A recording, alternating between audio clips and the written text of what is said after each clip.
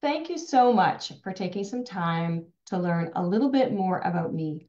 And it seems kind of unusual talking about yourself. This isn't something that I do all of the time, and it's not something that we usually do all the time. We don't like to put ourselves on the screen and explain about our lives.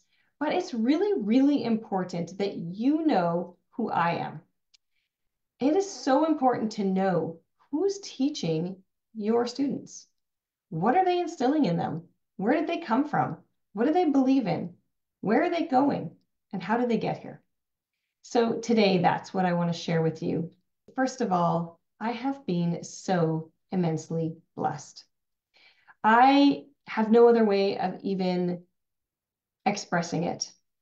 I look around and I see other children and young people, and I know beyond a doubt that I have definitely had advantages that other people have not had. And I am so grateful for that. I was raised in a loving, stable home with two parents that stayed together. I had a strong Christian foundation in my life from the time I was 5 or 6 years old on. I grew up in a church that had a kids group and a youth group that really taught us the Word of God, that taught us to study, to memorize, that taught us to pray, that taught us to really press in and know God. That didn't stop me from questioning. It didn't stop me from wondering. And those things are so important. I needed to go through that process. I needed to make it my own. And I did, because where else can I turn? Where else could I go but to the one who has living water? So even through my doubts and even through my struggles, I came back again and again to Jesus because that is the only place where we can find peace. So I did. I had it all. I didn't have an overabundance of wealth. I didn't have a lot of the extra frills and, you know, big trips and fancy cars and all of the things that wealth brings.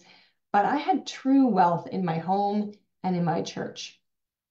And on top of that, I was a great student. I had straight A's, no trouble in school. The teachers loved me. I was self-disciplined, or they thought I was. I was handing things in on time, but I rarely ever did homework. I thought that was great. Ah, this is so easy. I can fly through it. I don't even have to do it for homework. If everyone just paid attention in class and worked, they wouldn't have homework either. Or that's what I thought. I didn't challenge myself. I always chose the easiest option when I had assignments. I always chose the one that I thought I could do the least amount of work and get the most grades. My economics professor in university called that economy. He says we're all economizers. We want to do the least amount of work for the most effect. And that's something that I do regularly in my life. And sometimes that's a really good thing. And sometimes when you're learning, it's not necessarily a good thing. That one class in high school, that grade 10 math class that I did not get an A in, I think they helped me pass.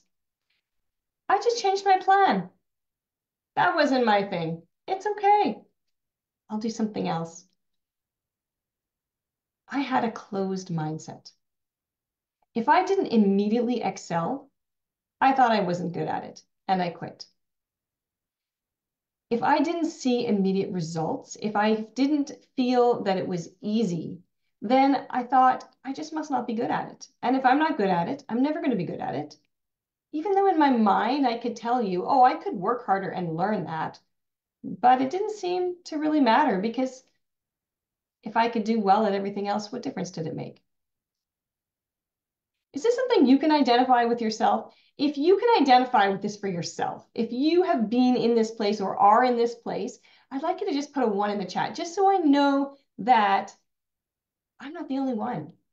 And I'm sure I'm not, because I've talked to so many homeschool parents and they have gone through the same things. Maybe you see your student doing this. If you see your student doing this, go ahead, stick a 2 into the comments so that I can know that that's the type of student that you are seeing in your home as well. It's not so uncommon. So don't be discouraged, parents. Once, actually twice, in my high school years, I tried. I tried to excel. I tried to reach out of my comfort zone and do something more. Once I went to the teacher and I had to stand up during class and walk to the front of the class where everyone could see me and hear me and ask the teacher what I had done wrong on an essay because I wanted an A plus and I got a B. And the answer I got was just, this isn't an A plus paper. You just have to make it an A plus paper.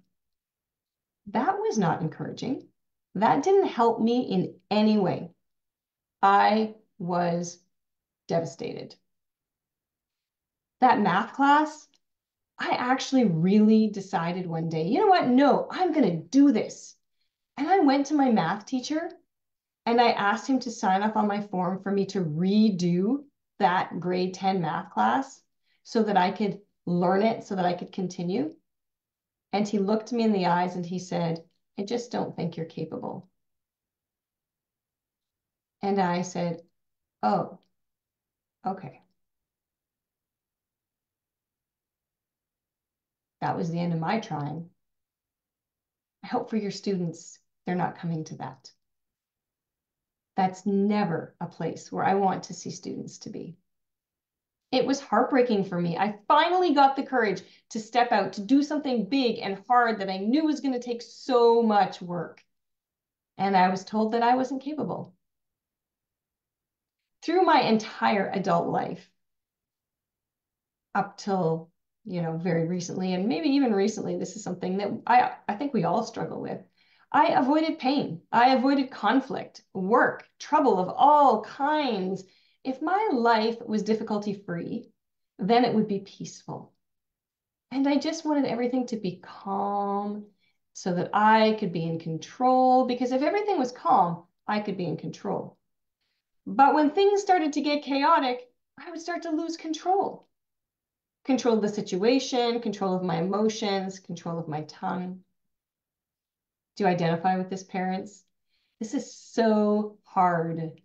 It is so hard to not just avoid every difficult situation in order to create a peaceful environment, because that's not true peace. This world has so many difficulties. It has so many struggles and things that are out of our control. And peace is not having everything under control. God already has everything in his control. I don't have to worry about that. I don't have to be in control. But I wanted to control everything. So I would make everything as easy as possible and do my very, very best to not have things be disrupted. When I was parenting, though, I had kids a little bit later. I was 30 when I had my first, or 30-ish. And I wanted more for my kids. I wanted them to take risks and push hard and dream big. I had all these amazing visions for my students. What dreams do you have for your students? What dreams did you have for your kids? I hope you're still dreaming, but knowing that they get to make those decisions because they have to come up with their dreams and their goals.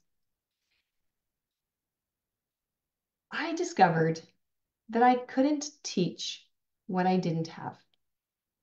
I couldn't teach them to be good time managers. I couldn't teach them to manage their emotions. I couldn't teach them to be self-motivated and self-disciplined. I couldn't teach them to do hard things in spite of a possibility of failure because I didn't know how to do that. The very first time I dared to fail as an adult, well, besides having children, because that's terrifying, as we all know, I started a kinder music business. I was 32 years old. This is the first time I had ever done something in my life that I really could have failed at. I tried and I succeeded. In my homeschooling, I tried and succeeded and tried and failed.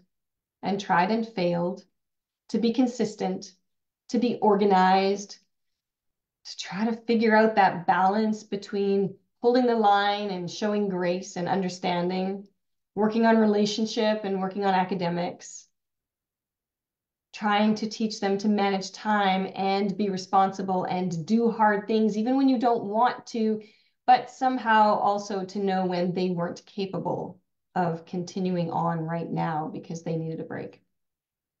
Those are hard things. Homeschoolers, you have a hard job. It is so hard to be a homeschooler. You wear all of those hats. Through this period, I also learned leadership. I started a community preschool mums and tots group because by now I had a younger child, and I started it in our church as an outreach in the community. And I organized that from the ground up. And I had a couple of very good friends come alongside me and help me to plan and organize that. I'm sorry, one of them passed away just this Christmas. So Kristen was amazing. And she helped me to organize and plan for that. I worked on it from the ground up.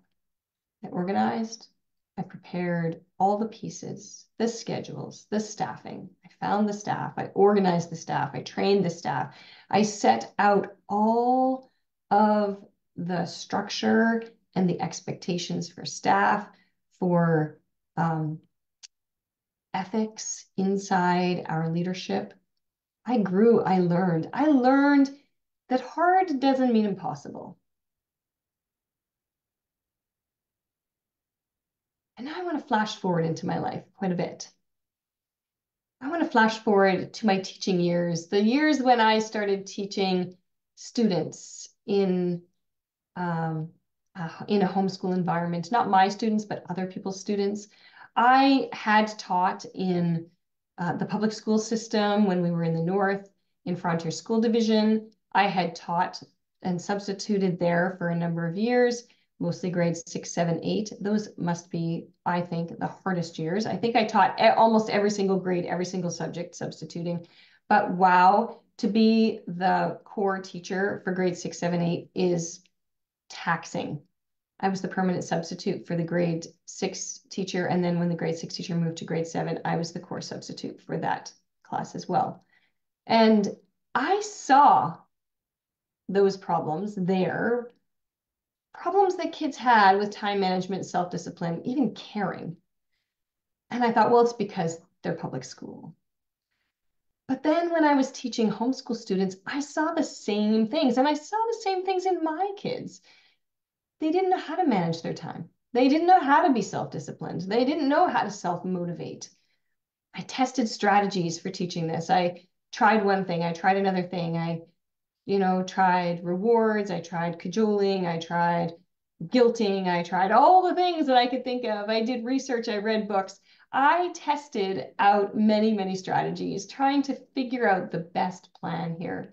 I quickly realized the benefit of consistent and close feedback on assignments. Students needed to know every step of the way that they were succeeding, or they got discouraged. And of course they would. If I'm doing a hard thing, I want feedback.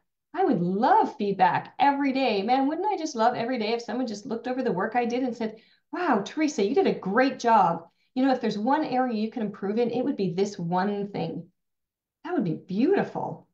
Imagine what I could do if I had that kind of support. I quickly realized that needing perfection was just as bad as doing sloppy work when it came to learning. Because perfection holds us back from making mistakes. And when we're afraid to make mistakes, then we don't grow. And I discovered that students don't so much struggle with language arts. They don't struggle with writing. They don't struggle with the writing process. They don't struggle with reading. I mean, for the most part, they don't struggle with learning how they can read under the surface. What they struggle with is the self-motivation to push through and do it. The time management skills to make sure it gets done. And the growth mindset to understand that just because it's hard doesn't mean I can't learn it. That growth mindset is unbelievably paired with the writing process. And that was an absolute revelation to me. And so here I am. I'm a language arts mentor. I think maybe I created that job title. I never knew that I would be here, but I kept working and I kept growing and I kept trying to better myself. And I learned growth mindset and I learned how to overcome hurdles instead of stopping at them. I learned how to work harder and smarter. I learned how to manage my time. I continue to learn how to manage my time. I continue to learn how to manage my emotions. I continue to learn and grow, and I hope you do too. I wish more than anything that I had started this learning and growing so much younger. Imagine where God could have led me if I had been prepared. I am not negating the all-powerfulness of God or that he doesn't give you what you need to prepare you. But he did give me what I needed to be prepared for this and probably so much more. But when I was a teenager, I didn't take the initiative in those circumstances to push through and learn the things that I needed to know in order to perhaps be in a different place right now. When we give everything at every step, and the teenage years are the perfect years because we have teenagers who are coming into adult minds and coming into adult schedules and coming into adult skills, and they need to learn all these success skills for life. And they have so much time. They don't know, but they have so much time. And this is the time to learn these hard skills so that they can go out and slingshot into the world and really make a huge impact and be ready for anything and everything God could dream or imagine for them. And the way they can be prepared is by committing every day to growing, to changing, to being more like him, to being more committed to becoming the best that they can be with everything God's given them. So what do I want? What do I want from my life? I want to change the world. Isn't that what God's called us to do? I want to make a difference. I want to make an impact. That seems kind of big and kind of nefarious. Well, not nefarious, but kind of, not very nailed down. But the best way I can change this world is through my students, through your students. I want to teach students to see obstacles as hurdles and to jump over them instead of seeing them as roadblocks to wait at. I want to train them to manage their time and their abilities. I want to mentor them so that they discover they can be self-motivated, disciplined, and confident. And I want to come alongside them and support them every step so they can become confident in their writing skills, persuasion skills, speech skills, all those things that are going to set them up to be a huge impact in this world. I know, moms, dads, that you have dreams and goals for your students. I hope they have dreams and goals for themselves. Are they dreaming? Maybe not what career they want. That's a very difficult question. But what kind of people do they want to be? How are they growing? How are they developing? How are they going to get there to whatever career or space in life that God calls them? What skills do they need to be the best possible, whatever it is? I would argue that the very most important skills to be good at whatever God calls us to is to understand that life is hard, but we can work through it. To trust God, but to work diligently to manage our time and motivate ourselves. to learn to be persuasive in our writing, in our speech, so that we can stand up for what we believe and give an answer for our beliefs, so that we can stand up for others who are being mistreated. In this world, we need shining lights. And the best way that we can do that is to teach those skills to our young people while they are preteens, while they are teens, so that they don't spend half of their adult years figuring these things out. They're going to continue to grow. They're going to continue to develop. But they will be so far ahead if they learn that they can do these things, and the confidence that they will have knowing that they can do these hard things. I know you want this for your student too. I'm a mentor at heart. Today, I invite you, reach out, talk to me. What are your concerns for your students? What are your goals for your students? And what are their goals and dreams? Right now in the comments, please do tell me either what are your goals, what are their goals, or what do you really need to work on to help them get there? I want to hear from you. If you want to talk about your student and their needs, their struggles, and what you can do to help them get there, I'd love to talk to you. Reach out today. You can comment in the comments and I'll get back to you. Email me, support@discerntolearn.com. Check out my website, discerntolearn.com. I can't wait to hear from you. I'll talk to you soon.